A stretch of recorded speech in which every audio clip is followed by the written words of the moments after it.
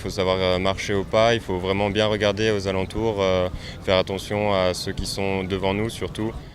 Ils sont près de 3200 soldats rassemblés dans le camp de Satory à Versailles pour les ultimes répétitions du défilé du 14 juillet.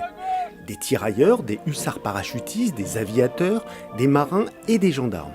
Cette année, les troupes américaines sont à l'honneur pour marquer les 100 ans de l'engagement des États-Unis d'Amérique dans la Première Guerre mondiale.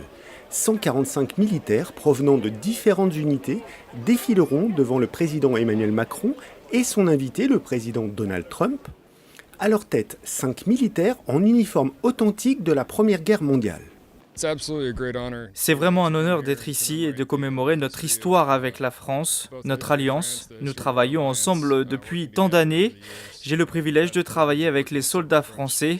C'est un grand honneur pour nous. Les journées de répétition s'enchaînent pour les troupes à pied. Dernier conseil, dernier rappel pour ces 332 élèves de l'école polytechnique qui portent bicorne et épée.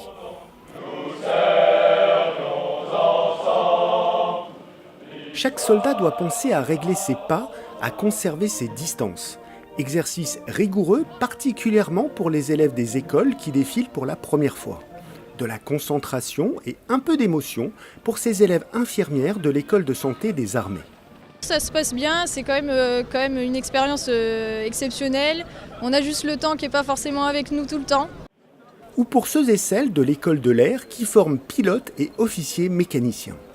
On est très bien accompagné avec des régulateurs qui nous aident à ajuster l'alignement, à ajuster la hauteur des bras. Ce sont des choses qui sont très exigeantes puisque le jour J, il faut que tout soit parfait quand on passera devant les tribunes.